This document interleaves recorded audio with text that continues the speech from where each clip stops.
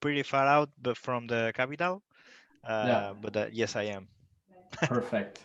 Spyro, I know where you are, so I'm not gonna ask you. Yeah. Morning, everybody. Morning for me. I keep saying morning because it's morning here. Morning, everyone. Oh, really? Yeah. Same here. Cool collection.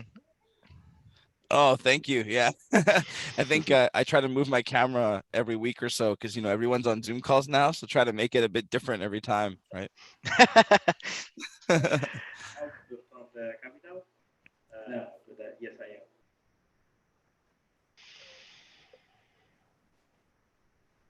Okay. Well, I think we are complete. Perfect. Okay, so I think it's a start, right? Correct. So, hi everyone.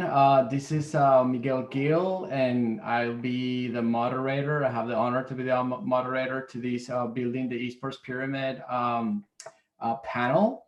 I think before we jump in and start, I wanted to make sure I gave a huge shout out and thanks to BizzTalk for organizing this event. It's an amazing event.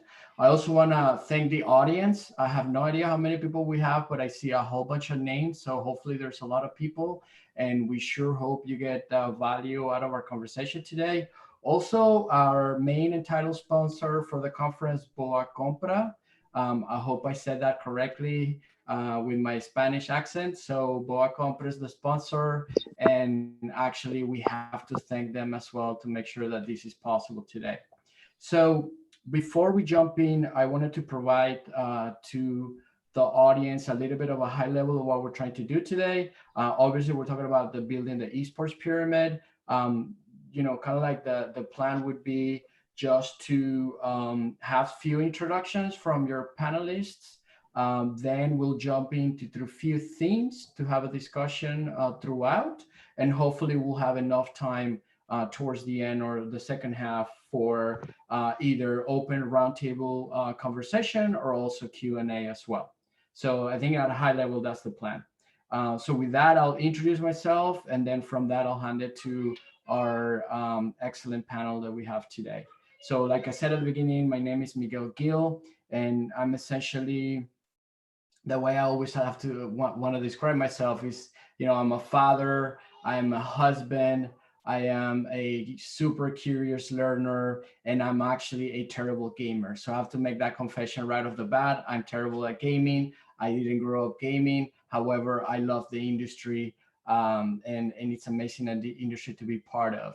A little bit about me. I'm the founder of the United States Esports Association. We are a nonprofit with our core mission to foster the growth of recreational esports in the US.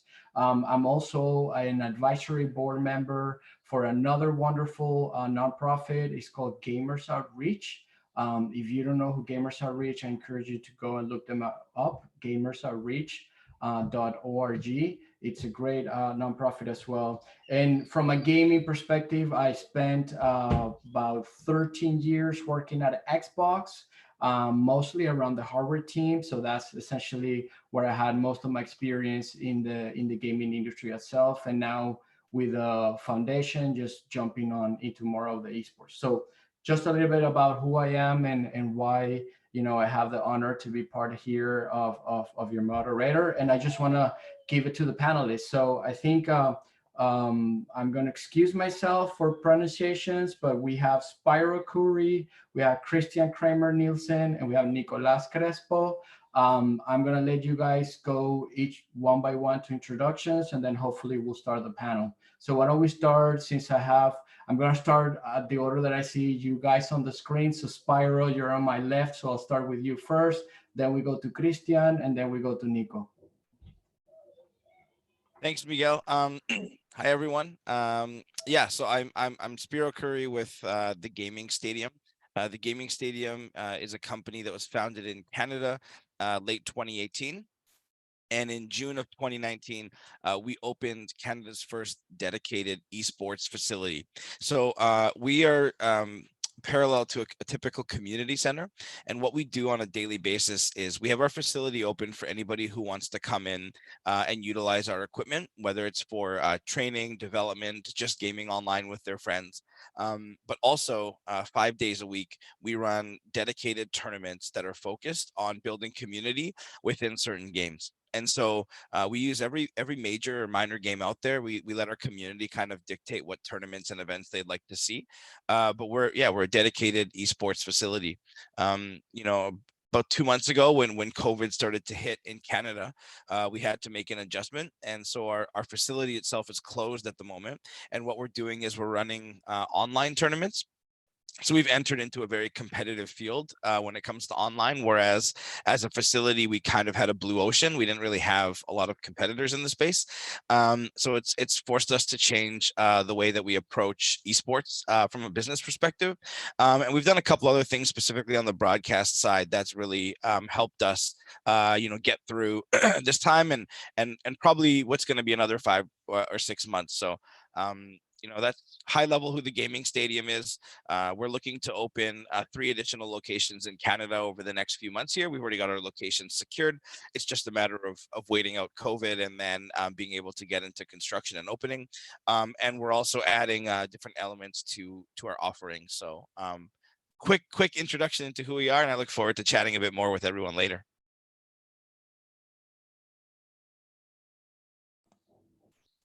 Christian. Yeah, hello everybody, and nice to hear from you, Spyro. Super interesting with your facility. Yeah, my name is Christian Kramer Nielsen, as said. I am one of the first lucky persons to work with esports as an esport consultant in Denmark. Approximately 3 years ago, I started working for a partly governmentally funded organization called DGI. In Denmark, we have a ton of, we call them unions, which is like they host sports facilities like football, soccer, handball, etc. And they wanted to look into esports and help all these different unions facilitate esports. So I've been helping setting up a team, and we are 14 people now working together to start making a lot of different esport clubs. And at the time now we have 200, so we went from 4 to 200 in just 3 years. So we're building the width of esports in Denmark at the moment. Yeah, I think that sums it up pretty quickly. Thank you, Christian. Nico. Whoa, guys, I feel like 1 hour won't be enough. I'm really interested in what you're doing. My name is Nicolas Crespo. I firstly am a business consultant and started working in esports by a mistake like 8 years ago. I had an injury for playing basketball, and a company called me to play for them, and they paid me. So it was a weird experience. From then on, I started looking more into the esports scene, not so much about the video game for recreation. I founded a team. After that, I founded an association, which I am working right now. We have 3 years. And mainly we have a different focus on how to work with esports. We take the video game as a tool for 3 different purposes. The first one is to build a sport industry. The second is to create educational programs with the video game to make people learn about different things, not just the industry, but also about sports and other stuff. And the other one, the third one is about social development. We work with different municipalities, states, and so in Argentina to start growing the community, and also in different programs, for example, like how to have your first driving lessons in a municipality with a simulator and stuff like that. And 2 years ago, I built a consultancy company called Gaming Solutions, with which we work in all Latin America with different football clubs, companies, different states.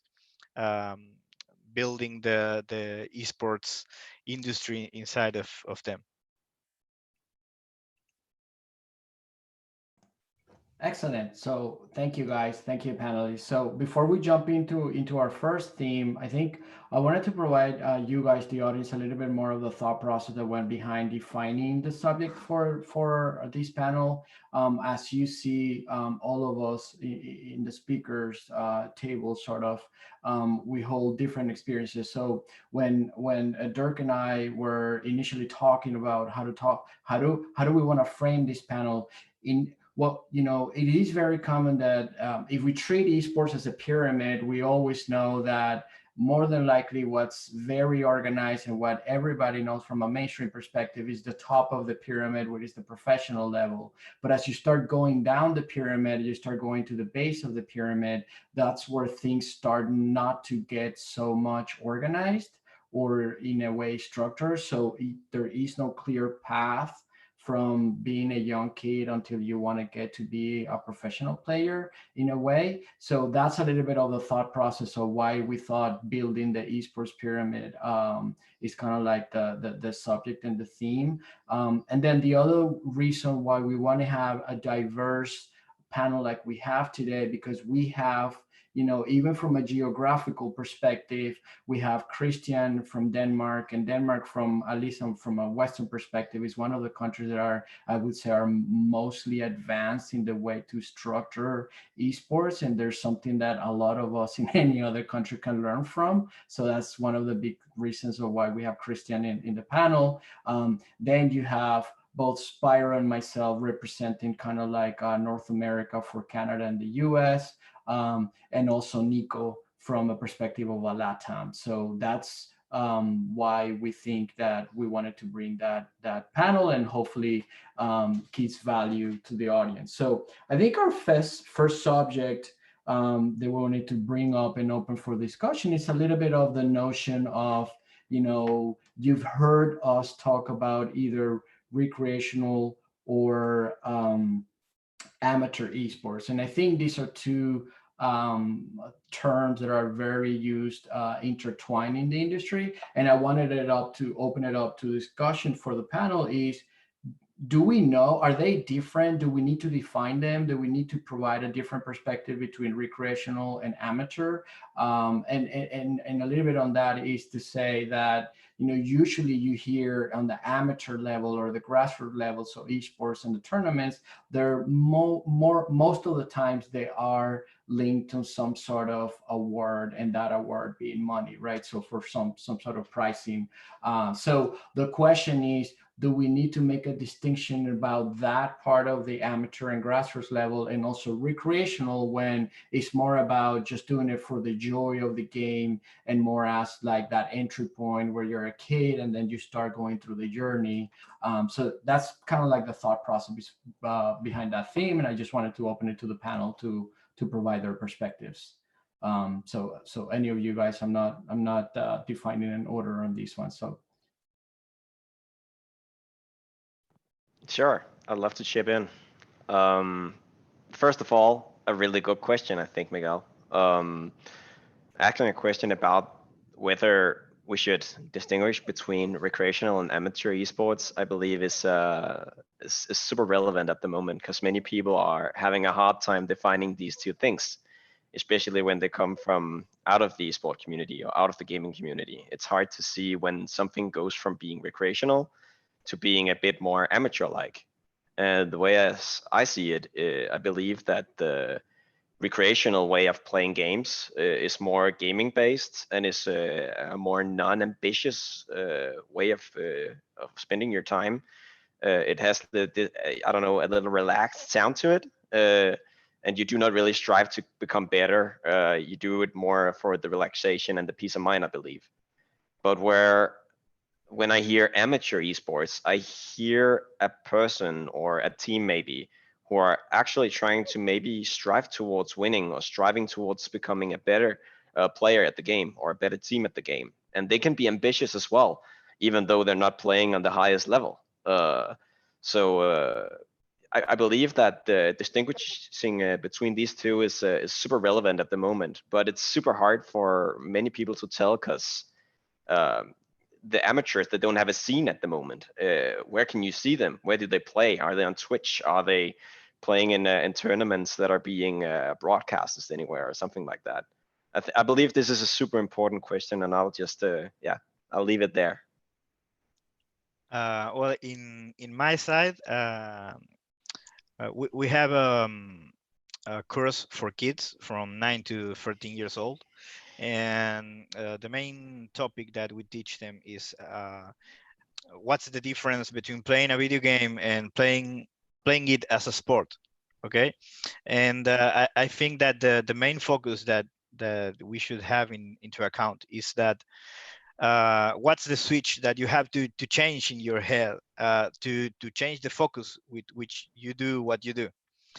In this case, for example, it's not the same playing a video game, at least from a personal point of view. Even if you play ranked in the game and you try to escalate in the ranking, it's not the same as playing it as a sport with a team or inside of a competition. So the first main topic to change, I think to know at least what's amateur and what's otherwise playing just video games recreational would be that point. And from then on, I think that in sports, the difference between amateur and professional is what's the focus that you take when you play it. For example, all the participants in amateur basketball competition should have the focus on learning. And in a semi-professional competition of any sport, the focus should be in learning, but also in developing the skills more and more, and also trying to make it a profession. And in a professional way, is more a spectacle than a sport. So in that point on, your focus is on getting your abilities into the highest possible, but also making a living out of it. That's my point of view on this subject. Yeah, no, well said. Both parties, I tend to agree. You know, I grew up in a bit of a traditional sports background and playing and coaching. So the word amateur is probably defined a little bit differently for me personally. But when I look at these two words, I have a pretty clear distinction. Recreational for me is people who are just looking to have fun. Someone like me in my mid-30s who still enjoys playing video games, but wants to have fun playing it, and I'm not looking to get involved in a high-level competition or join a professional team. I'm strictly doing it for the fun of playing. Whereas amateur is somebody who is trying to go professional, but hasn't quite reached that level yet. They could be in training and development. They could be in college, for example, and trying to get their skills honed in. Amateur sports, you know, specifically speaking from a North American lens, is defined as like somebody who wants to participate as a professional, but currently isn't getting paid enough to do it full time. And so that's kind of how I see the difference. Recreational being more fun, playing with your friends and competing on a less competitive level, and amateur being somebody who really wants to go pro, but hasn't quite had the opportunity to do it as a full-time job yet. Well, that's really cool what you just said, and it's something that I'm having a lot of discussions here with different football clubs and government. Um, because the thing that lacks in esports, at least here in Latin America, is the ladder to go from a clear ladder to go from amateur to professional. You have kids winning $1 million. We have a case like that in Argentina, playing Fortnite, and he has 13 years old. But it's like a weird sense of possibilities that it's not for everyone. But if you want to start your career in basketball, you know that if you start at 10 years old, at least until you have 16, 17, 18, you won't have a chance to win money out of it, and you won't play professional. You have different levels of amateurism, but in this case, in esports, you don't have it. And one of the things that we try to build here in Argentina is to separate the better players from the soon to be better players. And because that was a problem. You had a competition for, I don't know, $2,000, and you had the best teams playing it, but you had a tournament for an hamburger, and they were there too, so you couldn't play anywhere. And I think that's one of the important things that we should start building together as a community everywhere, to start having a clearer answer to what's amateur and what's professional. Nico, Yeah. thank you. Oh, sorry, Christian, go ahead. Yeah, I'm thinking it's great thoughts. I was also thinking recreational, as you said, Spiro. That Either's fine. Don't recreational. worry, Chris. All good. Cheers. But the recreational is more focused on the relaxation. I believe we're going to talk the most about the amateurs today and how to build the esport pyramid from the very bottom. But I also believe the recreational part has value to it itself. In Denmark, we see that many video games are being used like as a helpful tool for autistic kids or kids with ADHD or Asperger's. And many of the clubs we have, they actually finance their facilities by hosting classes with these kids who get they both get funding from different associations, etc., who help them thrive in the community. And it actually gives a lot of value in like a social learning kind of way for these groups, and maybe also some of the groups that are not that focused on school, etc. It can be a motivational tool as well. But yeah, I think the next thing which is really interesting to discuss is definitely this amateur definition, because we have a ton of semi-professionals here in Denmark, and I don't know what the fuck a semi-professional person is anyway. It's like I've been going to a LAN once as well, and I won some of the stuff that you could put underneath your mouse, right? But that doesn't make me a semi-professional, does it? But yeah, that's interesting. Thank you, guys. And I think we started to naturally kind of take the conversation towards our next subject. Before we do that, and I do the natural transition, I just wanted to add one thing, which is it's great for the audience to understand also that, different countries and regions of the world obviously have different ways to do things. So you'll hear more, and I believe this is true also from a Canada perspective, and Spyro, keep me honest here, but at least in the US, a lot of times, especially in traditional sports, you don't have, how do I say this? You don't have a government involvement, meaning there is not such thing as a Ministry of Sports that actually is involved in promoting sports for a country, right? And that's kind of like how it is usually in the US. And I'm not sure if in Canada it's the same or not. But in other regions of the world, definitely, and we've heard both Christian and Nico talk about it, there is some sort of role that the government plays. And I'm not saying this from a perspective of good or bad. I'm just saying this a different way and a different variable on how it's done. And also that brings either pros and cons to many things, one of them being funding. So we heard from Christian saying how also having some government support actually helps the funding that the nonprofit needs, or the organization like DGI needs, to actually work on behalf of the industry. So these are little nuances that we're going to be bringing along the discussion, and especially, being focused on LATAM is very interesting to hear Nico's perspective, because Nico is actually in the region, living it day by day.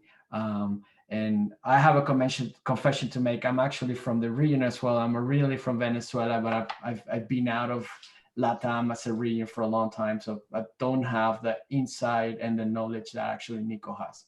So with that, let me transition to the next subject, which was naturally that what is, if there's anything, that path to go from a recreational player, so let's say that kid, or even the family that is 8 years old, because when you're a kid and you're 8 years old, when you start going to go to a traditional sport or to esports, it really is a family matter, right? The parents are involved in supporting that conversation. So what is the path to go from there until potentially being a professional or semi-professional player? And we started to have that conversation already, but what I wanted to do is, I don't know if it's even possible that we as an industry try to start defining that, but at the very least, for each of the different countries, maybe we start agreeing on some of those general steps that we take. And obviously they'll be different because of the how each country is managed, but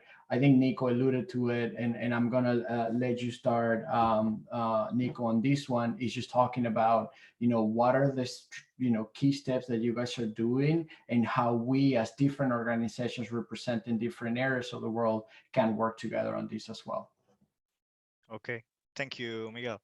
Well, the first thing that we talked with the different members of the association was, are we going to start building this from scratch, or should we search for information that other sports have and also they implement already? And we started searching for this documentation to know from where to start, and we found a lot of interest documents. For example, there's a few basketball clubs in Australia that work as a parents kids coach guide, that it's really cool. We found a few clubs from Europe, from the amateur scene. We have who have referees, parents guide, and so on. So we have a really strong focus in how to communicate the kids with their parents, the parents with the coach from the team, the parents with the referee. And in this point of view, it's really important to know that in an amateur scene, which is or recreational even, which is when when a person starts playing as a kid, is that it should all be mainly focused on education. It's and the main example that we always use is in a professional level competition. If you commit a fault, I just penalize you, and that's it. It's you can do this, okay? You have a red card. But in an amateur scene, I should uh,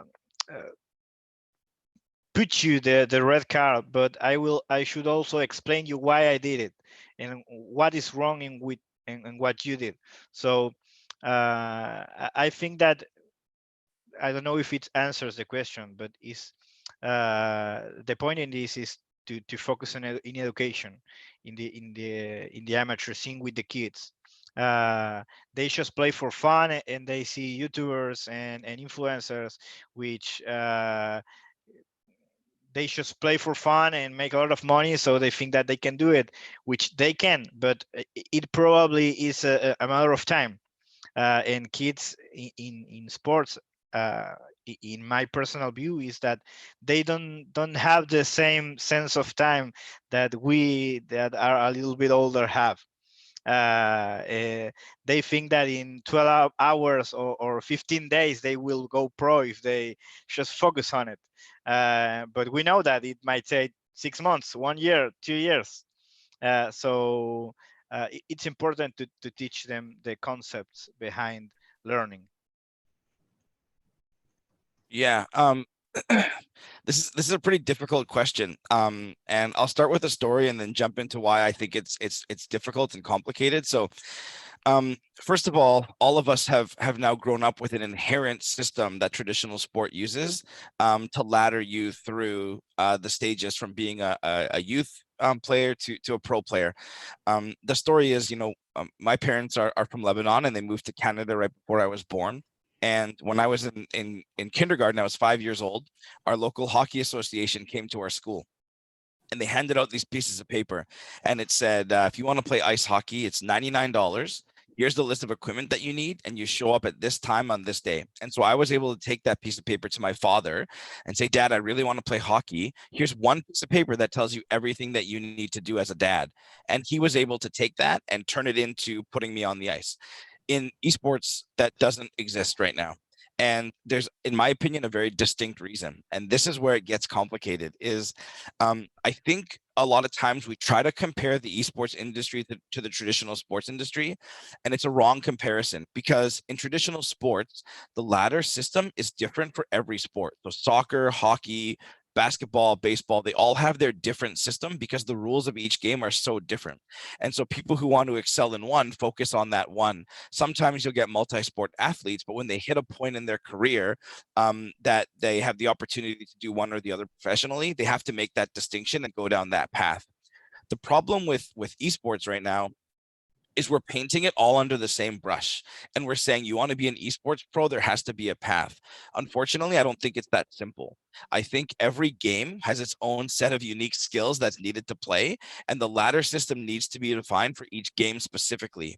Now, easier said than done, but a League of Legends player and a Fortnite player have two very different skill sets. So to implement a ladder system for esports is not going to serve people the right way based on the game that they're playing. Here's the problem with that. Again, another problem is those games are owned by developers who have full control over the IP.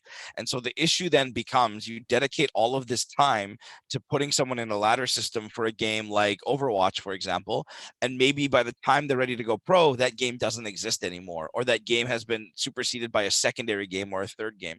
And so that's the inherent problem is in traditional sport, you've got governing bodies that govern that sport and are meant to keep that sport going for a long period of time. Whereas in esport, the main titles are dictated by the person who made that game. And at any point, if they feel like that game isn't profitable anymore or driving new players, or it's not really something that falls into the business's guidelines, they'll create a new one, or they'll shelve it, or they'll cut the servers off. And so it's a very difficult question to ask, because we're almost at the mercy of the developers who are creating the games that define esports. And in our chat, Andre asked the question, like, do you think that a franchise or closed system erodes or enhances the basis of the esports pyramid? And I think it erodes it, because when you don't have that control at the top, like, how can you really define a path for someone and guarantee them that in 5 years or 6 years or 7 years, there's going to be a pro scene in that title for them to play in?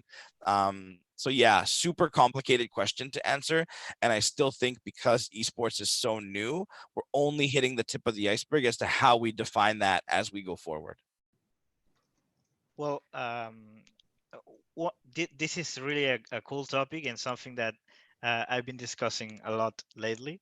And I will just give you some thoughts that I have to see if you can help me clarify it.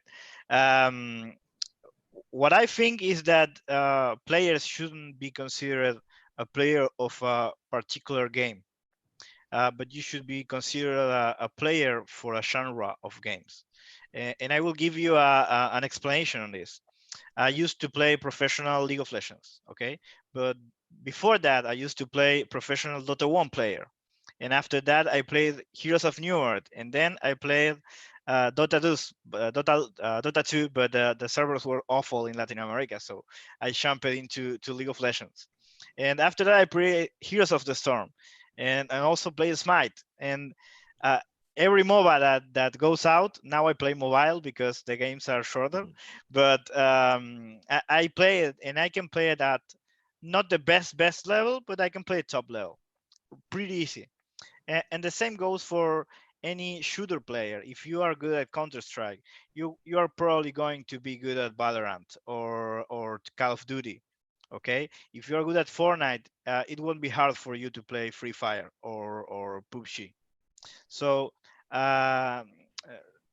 what I'm thinking is that maybe the players should focus on a genre, and then you can choose your main skill path and then you say, okay, now the best game that I should play because it's the more profitable, it's PUBG. Okay, I'm going to go with PUBG. If PUBG dies, like the Heroes of the Storm, that one day they decided that it was not going to be an esport. Okay, now I can jump to Free Fire. I have the best players of Latin America in PUBG playing in a Free Fire team, and they are killing it. So uh, that's what I thought, but I don't have the idea completely formed. So if you guys can help me out with this, would be a really cool international cultural development. I mean, I can Uh, help. I want to have that conversation offline for sure. Christian, you have any thoughts here? Yeah, I got some thoughts. First of all, Spire, I loved your story on ice hockey and how they like handed out these vouchers in order for you to come and play. You're totally right. I think the main issue here is that the risk is enormous for a player that wants to go pro in a game. Like in order to be spotted, in order to be seen, and the amount that you have to train and the amount that you have to like market yourself and everything, it's extremely hard, and the competition is enormous. So when you compare time spent trying to become a professional or at least a semi-professional and making a name, like the investment in your own time trying to become this is it almost can't pay off at the very moment. It's so hard to see the top from standing when you're just playing in your spare time. And I think that every other sport has started like building communities from the bottom, like football and everything, and local clubs and everything has been locally been going out playing with each other, where we've started kind of like digitalized and worldwide in esports. And we've started with leisure gaming, just playing for fun. Then came the tournaments. Then came the high level competition. And for some reason, this these stories that are being told in the esports scene about these players just sitting at home watching their big brothers play the game, then sitting in front of the computer every time they got off the computers and then just practicing. It seems like it's the gap between being a leisure time player and becoming a professional is super narrow. And I believe it has been, but I believe that the gap has become way more wide at the time being. Like the professionals, the way they structure themselves, the way they deal with mental pressure, the way they deal with all of this stuff, it's become so much more advanced. Like the sports themselves have progressed so vast. So if you want to make it into just becoming like close to the professional teams, it would take you'd need to be bred in like the environment of good players, and there are not that many places where you can go and be a part of communities that play on these high levels as a beginner or as a starting player. Not many are investing in these academy teams or anything like that, so it's super hardcore. And then Nico, you talked about that there has to be like some sort of focus on learning and that you can transfer these skills from the different genres. I believe it makes perfect sense. And I also see many Counter-Strike players trying to transfer to Valorant if they've been professionals before and they're not hitting the good teams anymore or the good checks or anything like that. So they're transferring in a hope that Valorant will become big enough by the like just because that the organizers and the viewers that they're going to stick to that game. And it's a huge risk. They don't know if they're going to get it. But I believe that creating more clubs or creating more academies and using these players that are not playing the top level, using them to become teachers, using them to become trainers for all the ones who are hoping to become the best. I mean, there's a vast market of people who are striving to become the best every single day, spending hours and hours and hours, and they can spend their time better because you don't become the best just by playing 16 hours a day. You become the best by spending 8 good hours a day, in my opinion, Mhm. at the very least.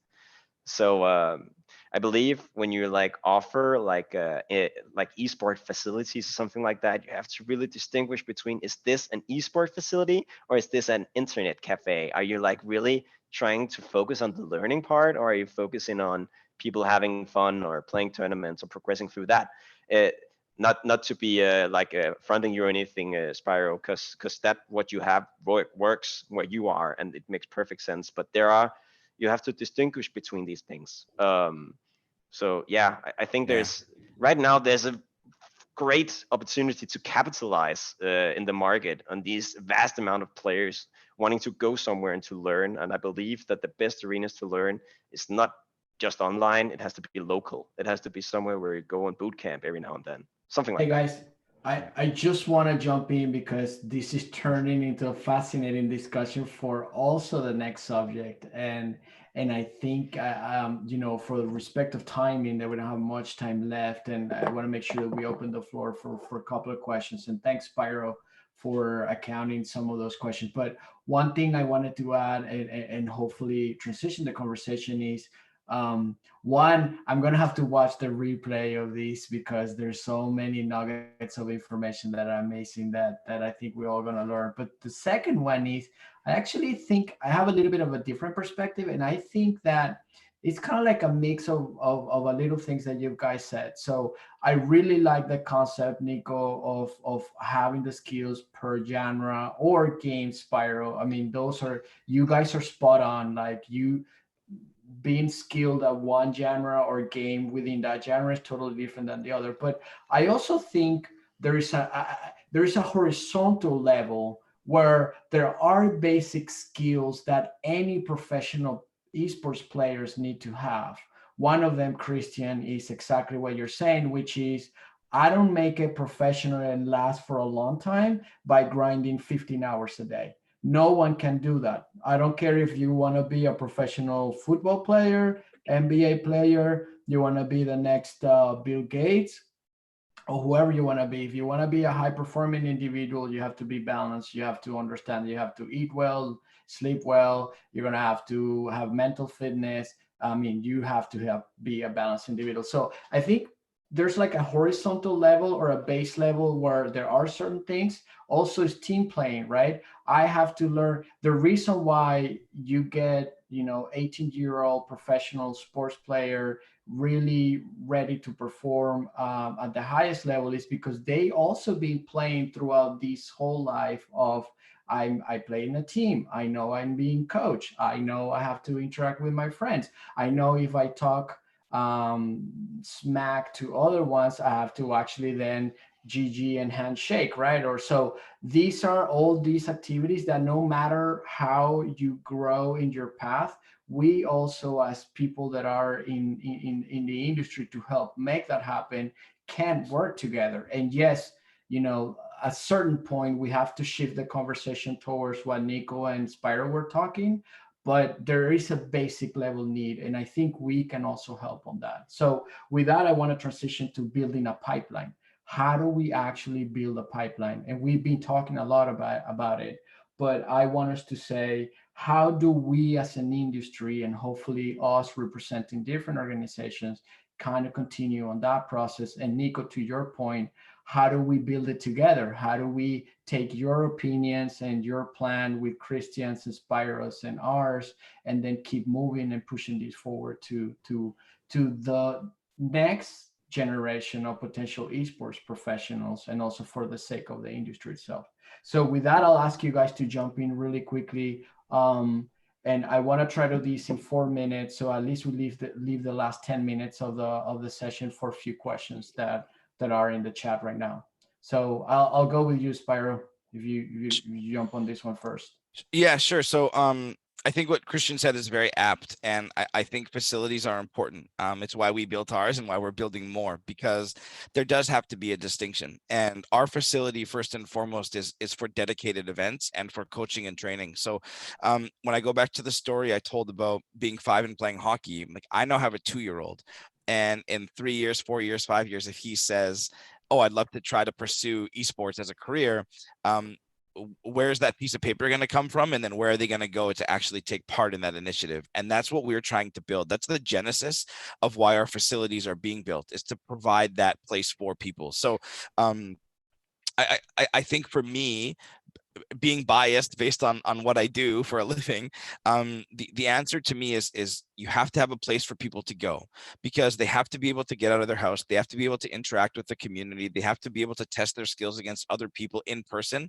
And they have to feel the pressure of what it's like to play in front of other people, because that's a large part of what happens with becoming a professional. And so for us at the facility, we actually have players that we sponsor, local players, and we fly them all over the world to compete in events. And what we do is when we host our tournaments at our facility, part of the reason we're doing them is to try to find that talent, that next level of talent, and not to take them to the professional level. It's to get them the exposure by going to these large events and competing against other people in new places. And then hopefully when they're there, they're getting discovered, or they're performing well enough that a pro team comes along and says, we'd love to have you as a part of our roster. So last year, we had a Division 4 CSGO team that ended up winning the 4th division and moved up to the 3rd division. Half of the team got poached by a Division 2 team. And so that's amazing. We want that to happen. And so I'm speaking from a biased perspective, but in my opinion, that's how we're kind of aiding in the pipeline being filled. Cool. Christian and Nico, I feel like one of these news reporters. I'm gonna ask you guys to jump in 30 seconds or so. So I really wanna bring on a question from I believe Rick Minash. So let's just do this really quickly so we can at least address that question as well. All right. So you want us to answer the question that he.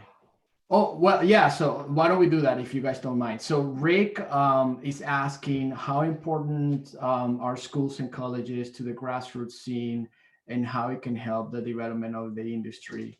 And I'll give 15 seconds because I know we don't have enough time to discuss this for sure. We all are passionate about the subject, but I mean, they are super important. I think they are part of that pipeline that we're trying to talk at the last level. And again, depending on which country you are, they'll have a different role and different place to play here.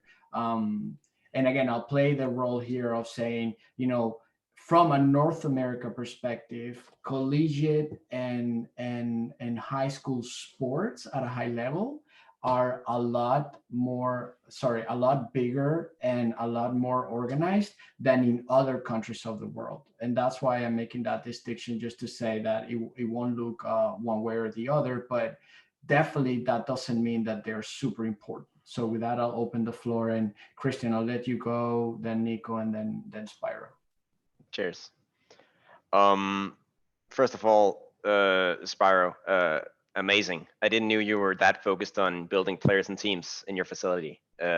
It's absolutely amazing to hear. You're really organizing them and helping them organize themselves, which is, I believe, one of the most important parts about becoming a better player and team at the moment. It's getting these powerhouses. I'm talking a lot about powerhouses in esports because I believe many players trying to facilitate and organize themselves from home with their friends or whoever they find online on the matchmaking systems. Oh man, they're going into a rough storm, and like just building a team and sticking together. It's you've seen the esports scene. People are falling away from the teams that they're building up as soon as they start. Almost, it's a super fragile scene, but there's something happening at the moment, and people are starting to understand that you have to invest in each other and you have to go through the hard times and you have to work through them as a team. And I believe giving them this aid is super duper. As that's what we need at the very moment. And I also believe that the next step, if you're looking at the pipeline here, is involving schools, involving colleges, involving anyone who can help the clubs sponsor-wise in the market to kind of give more security to these players one way or the other by paying some bills or paying the transportation, as you said, etc. So it's not that much of an investment, or maybe even help them so that they can take classes while playing esports and being supported there. It's crucial, definitely. Well, I totally agree what Spiro and Christian said. I really love what you guys are doing in your countries. I definitely want to talk to you more about this and share experiences after the meeting. So let's scale something. I will answer that questions about schools being involved and also universities, but from a business perspective, okay. It is really important to have a geographical segmentation, which in esport is not happening because it's online, it's global, and it's really awesome to have players from 8 different countries. But for the business, it's awful. It's really difficult to get a regional partnership or sponsorship from a brand. It's really difficult. So uh, for any business, you need to know where you are and what are your best options to get uh, financiation, founding. There you go. So if you can have a school team or a university team, you can go search for local stores to finance your team in the smallest ways, because I don't know, AMD or Intel or HyperX sponsors everything, so it doesn't count. But all the other brands, they will not sponsor a team with 100 followers on Instagram or 3 viewers on a stream, but maybe the local grocery store or the local pharmacy or the local radio station can sponsor you with a little bit of money. So it's really important to have that, because in the business point of view, it's easier to start doing that than going globally from the start. And that's the case of Facebook communities. You have groups with 200,000 people that they never monetize because it's impossible. They don't have events, they don't have tournaments. They usually they didn't have that. So uh, in the business perspective of having schools and universities involved, it's really important to start making the people focus on playing with their friends or with close people, people from close by. Mhm. Yeah, well said. I mean, we currently deal with 3 universities and about 20 high schools here in Vancouver, and a large part of it is because on their end it comes down to 2 hurdles that they face constantly, and those 2 hurdles are infrastructure and space. And so for schools, space is always at a premium, right? There are classes that are too large; they need space to handle, gym classes or science classes. So to give up space for a new industry that requires a lot of infrastructure is always a challenge. And then the second part is the infrastructure. Equipment's expensive. You need internet that can be very expensive, power upgrades that can be expensive. And so again, to invest in something like that at a school level is very difficult. And so we're lucky. We built our facility, but the schools that we work with, they had the infrastructure for esports perspective in place. They were just playing online or bringing their PCs to school and plugging in and playing there. And so we didn't do the work to really get those schools to build those programs. They were already built. What we've done is just given them a place to play, but also because our facility is kind of mobile, is we actually will go to high schools when they're having like their regional playoffs, and we'll set up a production from their high school and stream it to Twitch for them, and we'll bring the PCs and all the equipment and all of that stuff, because it's important to cultivate that development.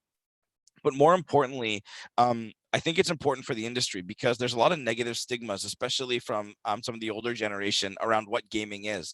And when you have it as part of a school program, it also automatically gets connected with subjects like math and science and history. And so it becomes acceptable. Inherently, it becomes acceptable. And I think that's really, really important. The last thing I'll touch on, just due to time, is recruiting. I think it's great for schools to have these esports clubs because it helps with recruiting. It helps bring potential students to their school and gives them an edge over other schools that may not have those programs. So I could talk about this forever, but I'll end it Yeah. there. Thank you, guys. Actually, we're being given the signal that we need to cut it here. This being fascinating. Like I said, I'm gonna watch this replay. I'm definitely gonna contact with you guys. Anybody from our audience, if you want to reach out, I'm pretty sure you're gonna have all of our information somewhere. So thank you very much, guys. Thank you, the audience. I mean, this has been fascinated, Uh, and hopefully there was value for everybody here. Miguel, could I give a quick answer to Andres' question? I think you literally, Nico, have to do it. Tienes 30 I will segundos y no write you. más. Solo 30 Gracias. segundos. Andre, about your question, all the publishers and all the games have community guidelines that you can check in their websites. You don't really need to contact them to do this kind of events in school, for example, or high school or universities. But it's really cool if you do, because they can give you prizes to give to the people. So you have two ways: of you read the community guidelines, or you send them an email. Awesome. Thank you, everybody. Thank you, guys. Thank you, Dirk. Take it over. Cheers. Nice to meet you guys. Bye bye. Thanks, everyone.